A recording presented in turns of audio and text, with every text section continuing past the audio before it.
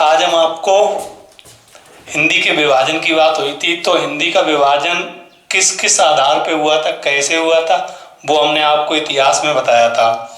तो ये कहा जाता है जब किसी काल का विभाजन होता है तो विभाजन के लिए उसका इतिहास देखा जाता है। तो इतिहास की बात आती है, वो हमने आपको बताया था। कहा जाता है कि काल विभाजन में सरहप्पा जो कविताएं हैं उन्होंने रचनाएं लिखी हैं, उनके आधार पर विभाजन हुआ है। और 1000 ईस्वी से भी विभाजन माना जाता है। तो अलग अलग रचनाकारों के हिसाब से इसका विभाजन हुआ है। तो विभाजन में बात करते हैं सबसे पहले मिस्र बंधु, जिसके बारे में हमने आपको 3 नाम बताए थे, श्याम बिहारी मिश्र, गणेश बिहारी मिश्र और सुखदेव बिहारी मिश्र।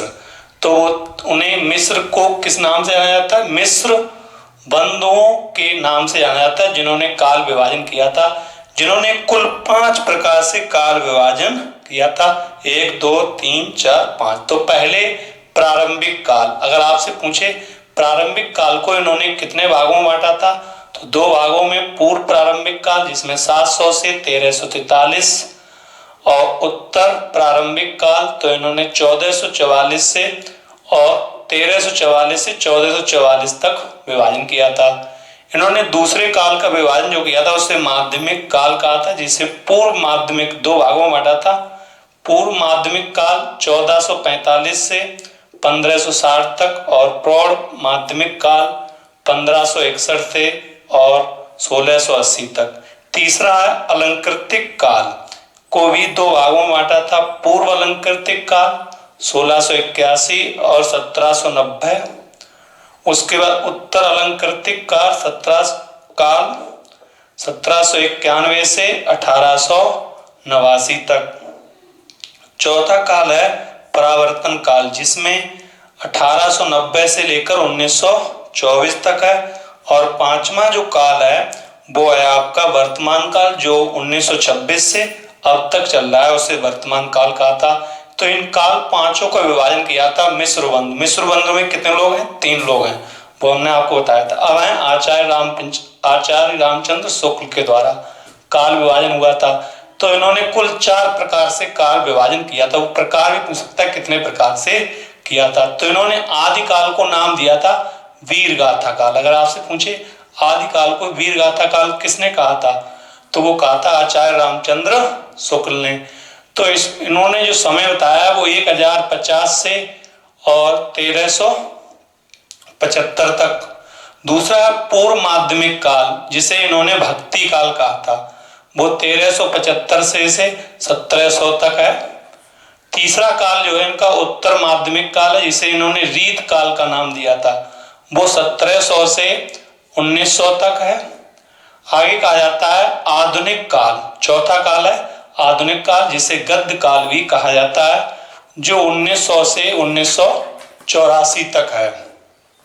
अब बात आती है कि डॉक्टर राम कुमार वर्मा द्वारा काल विभाजन किया गया था। तो इन्होंने कुल 5 प्रकार से काल विभाजन किया था।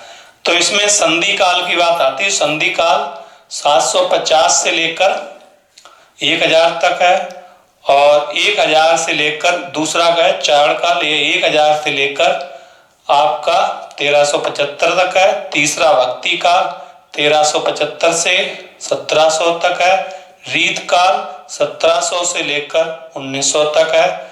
आधुनिक काल जो है वो 1900 से लेकर अब तक है। अब बात आती है डॉक्टर नागेंद्र द्वारा काल विभाजन हुआ था। इन्होंने 4 प्रकार से किया था। आदिकाल, पहले काल को आदिकाल कहा था और आदिकाल को आदिकाल ही हजारी प्रसाद द्विवेदी ने कहा था, वो आगे आपको बताएंगे भी। आदिकाल, पहले काल को आदिकाल जो 7वीं सदी से लेकर 14वीं सदी के मध्य तक है। फिर दूसरा काल है भक्ति काल, जो 14वीं सदी के मध्य से 17वीं तक है।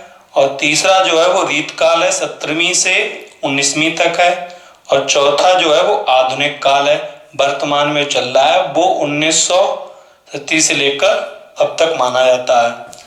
अब हम आपको इतिहास के प्रारंभिक काल की बात करते हैं। तो ये कहा जाता है, अगर वो आपसे कभी पूछता है कि आदिकाल को प्रथम काल माना जाता है। आदिकाल को किस अन्य नाम से भी जाना जाता है, या आदिकाल को अन्य नाम कौन कौन से दिए गए थे, उसके बारे में हम आपको बता रहे हैं।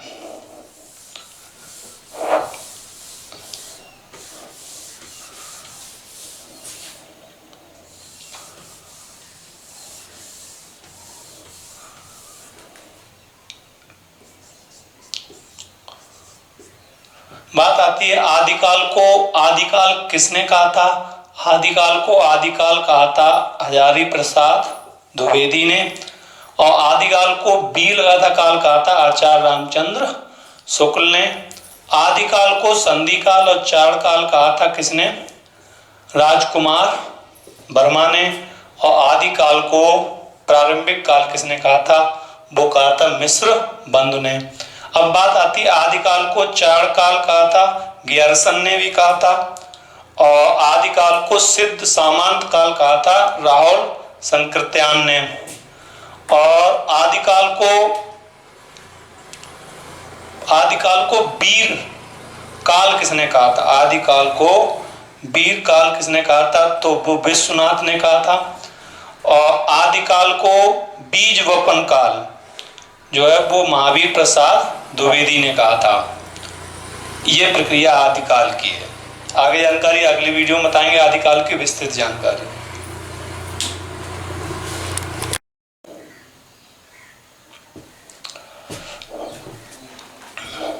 आज हम आपको आदिकाल के बारे में बताएंगे। आदिकाल में कहा जाता है कि हिंदी साहित्य का प्रथम काल जो है वो आदिकाल है। आदिकाल को अन्य किस किस नामों से जाना जाता है, और आदिकाल की प्रवृत्ति क्या है। आदिकाल में कहा जाता है कि राजाओं की प्रशंसा बढ़ा चढ़ाकर की जाती थी, और इसमें कहा जाता है कि आदिकाल को अन्य किस किस नाम से जाना जाता है। तो कहा जाता है डॉक्टर गियर्सन ने इसे चारण काल कहा था, आचार्य रामचंद्र शुक्ल ने इसे वीर गाथा काल कहा था आदिकाल को, और डॉक्टर विश्वनाथ मिश्र ने इसे वीर काल कहा था। इसमें वीर गाथा और इसमें वीर काल है। आचार्य महावीर प्रसाद ने कहा था इसे बीज वपन काल कहा था, और मिश्र बंधु ने इसे प्रारंभिक काल कहा था।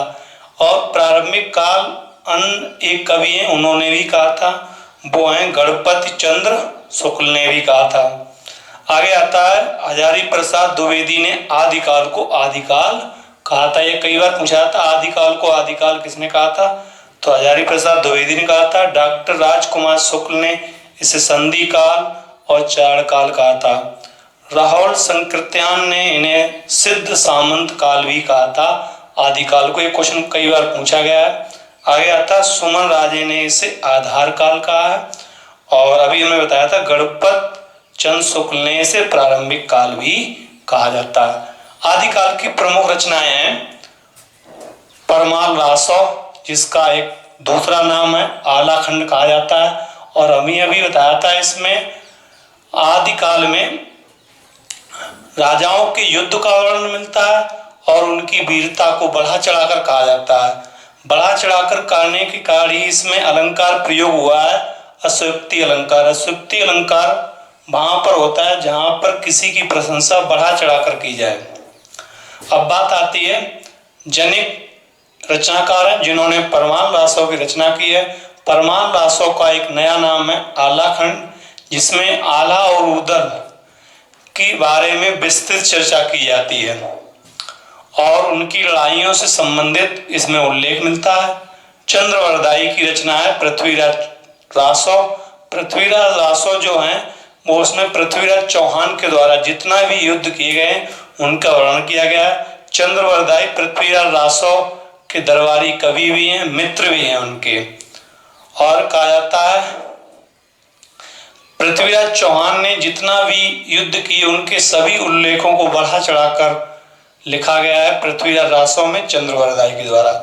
आगे जो कवि हैं वो कहा जाता है सबसे अहम कवि माने जाते हैं सर अप्पा, जो हैं उन्होंने दोहा कोश की रचना की थी, और श्रीधर ने की थी रणमल छंद की रचना की थी।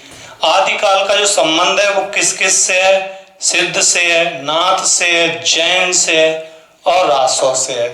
रचनाएं किसमें की गई हैं, तो वीर रस में की गई हैं, बताया था अभी, और श्रृंगार रस में की गई हैं। छंदों में अगर बात करें तो रोला है और दोहा है। अलंकार जो है वो असूक्ति अलंकार है। ये सभी किसमें आएंगे, आदिकाल में आएंगे। भाषा डिग्गल भाषा है और रासो शैली में ये सभी रचनाएं लिखी गई हैं। ठीक, ये बात आती है आदिकाल से। तो आदिकाल के संबंध में पूरी जानकारी होगी। अब आगे वाले काल को हम आपको बताएंगे नेक्स्ट वीडियो में। ठीक।